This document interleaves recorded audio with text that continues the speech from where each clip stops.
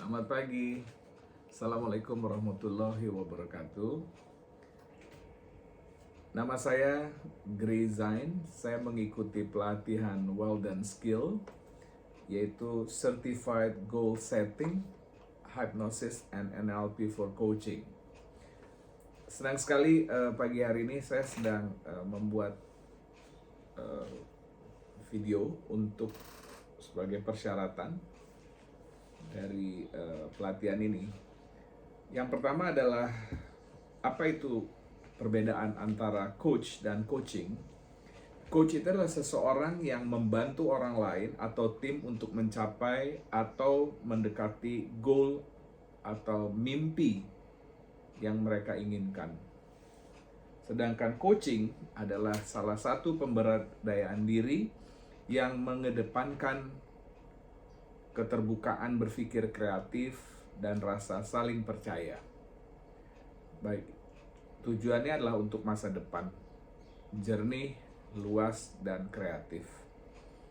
Untuk mendapatkan keberhasilan atau menemukan aha moment yang kita sebut tersadar.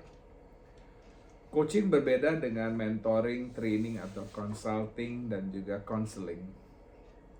Di dalam proses coaching, sebagai makna daripada coaching itu sendiri adalah proses rekonstruksi mental. Definisi yang disampaikan di dalam materi. Kemudian sesungguhnya coaching itu adalah membuka potensi orang untuk memaksimalkan kinerja, baik kinerja mereka sendiri, dan ini untuk membantu mereka untuk belajar daripada mengajar mereka. Ini yang disampaikan oleh Sir John Wiltmore. Kemudian mengapa coaching ini memfasilitasi orang atau tim untuk berpikir lebih jernih, luas, dan kreatif, sehingga setiap orang mampu memberdayakan potensi diri mereka dan orang sekitarnya untuk mencapai tujuan.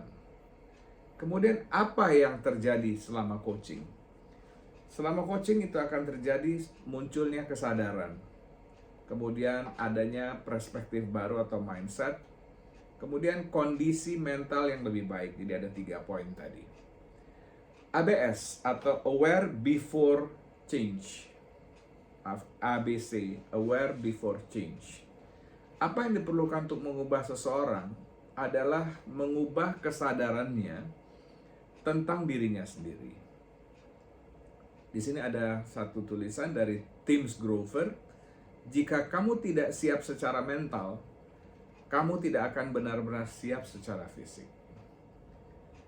Kemudian solution to problem, di sini kepemimpinan, kemudian adanya gap antar generasi, level antusiasme, dan miskomunikasi.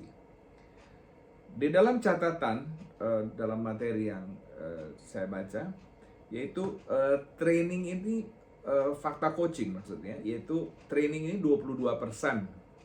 Ya, kalau kita menerapkan satu tujuan, keberhasilan.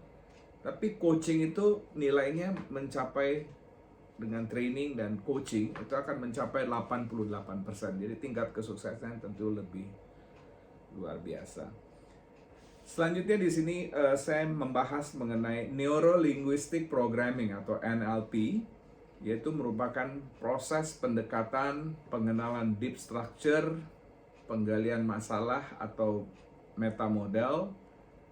Selanjutnya adalah proses persuasi yang kita kenal dengan Milton Mode.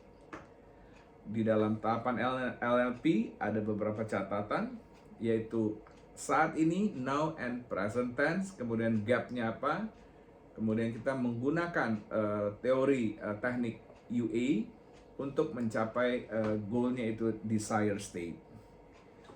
Menarik sekali, itu umumnya kita mengenal istilah 5W 1H, tapi dalam proses ini ada penambahan, yaitu menjadi 6W 1H. Poinnya adalah ini, what else? Jadi apa lagi?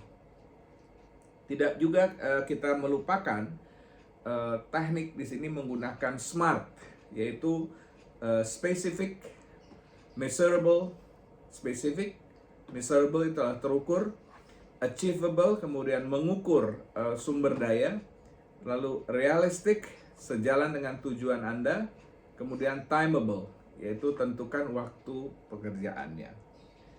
Perspektif di dalam coach itu sendiri atau coaching ini yaitu coach percaya kepada coachee atau klien memiliki solusi dan potensi untuk mencapai goals dan menghadapi tantangan yang ada. Nah, di sini ada grow mindset. Coach percaya bahwa kapasitas coachee atau klien dapat terus dikembangkan. Nah, di sini kita mempunyai beberapa catatan, yaitu being present. Mengalami momen sekarang dan sepenuh hati dan membiarkan diri Anda merasakan pengalaman tanpa disertai dengan kekhawatiran, penilaian atau distraksi.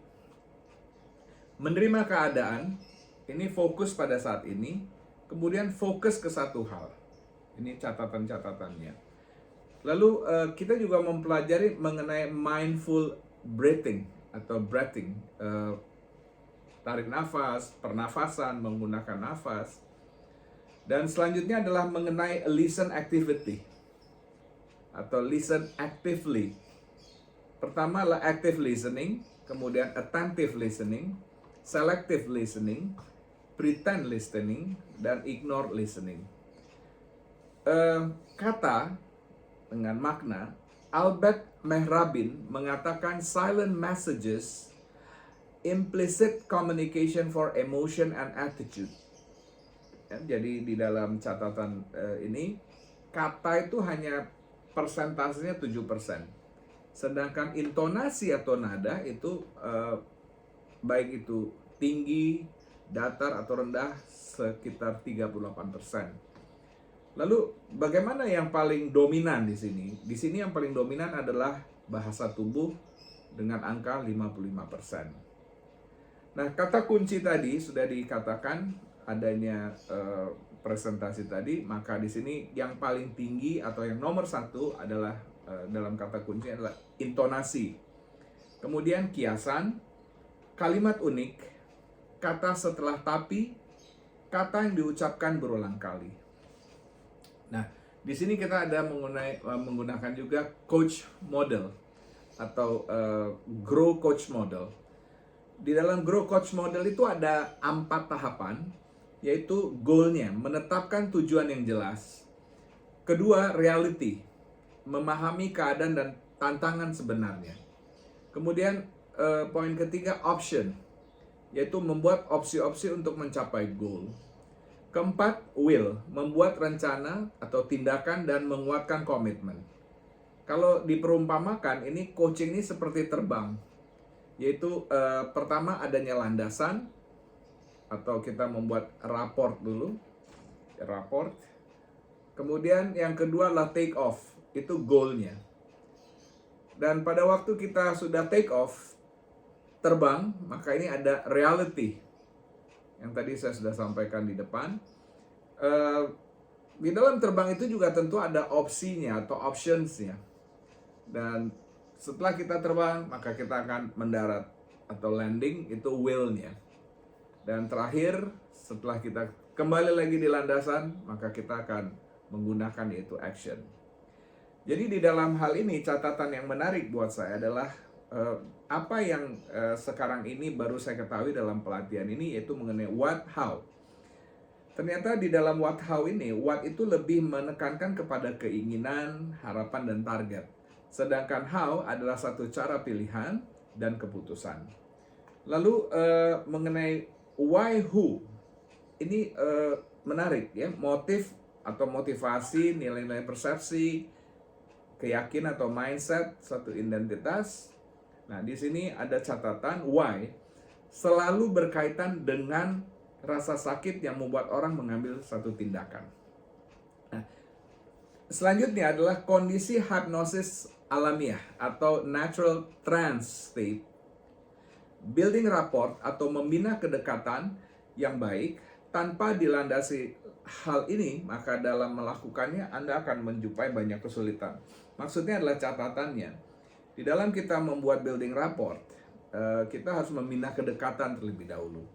Karena di sini yang kita akan kejar atau targetnya itu adalah 12% pikiran sadar, 88% adalah pikiran di bawah sadar.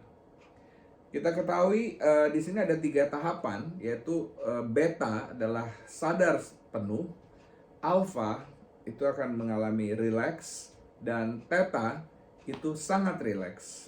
Di dalam conversational hypnosis, nah di sini penjelasan mengenai hipnosis sendiri, yaitu seni menembus filter kritis pikiran dan menanamkan pesan ke pikiran bawah sadar. Bagaimana kata kuncinya? Yaitu ciptakan trance, kemudian tanamkan sugesti. Nah, cara-cara yang dapat dilakukan bagi seorang coach, yaitu presence, hadir secara utuh 100% dan berikan perhatian penuh. Match and mirror, tertarik dengan orang lain yang sama seperti apa yang mereka rasakan, baik itu postur kita, kemudian juga perhatian kita. Nafas kita, berbicara kita. Lalu memanfaatkan magic moment, terkagum dengan situasi. Lalu gunakan pola bahasa, lalu truism seperti mengungkapkan yang kita ketahui bersama, kemudian membuat generalisasi, lalu pacing current experience, mendeskripsikan ulang apa yang dialami klien, storytelling, cerita, kemudian as if atau perandaian atau metafor atau perumpamaan. Lalu akses, di sini juga ada mengenai masa lalu dan masa depan. My friend John, teknik ini menceritakan pengalaman orang lain. Kemudian emotion world, menyamakan kondisi emosi dan bahasa tubuh yang dimunculkan. Kemudian pola bahasa, awareness pattern, kamu tentu menyadari bekerja ini seperti apa. Lalu negative comment, perintah negasi. Jangan cepat-cepat mengambil keputusan. Kemudian immediate question. Saya penasaran dengan apa yang membuat Anda tertarik untuk bertemu dengan saya. Demikian pemahaman yang dapat saya rangkum dalam pelatihan ini. Terima kasih untuk Coach Abdillah, juga kepada Coach Iqbal. Salam sehat. Assalamualaikum warahmatullahi wabarakatuh.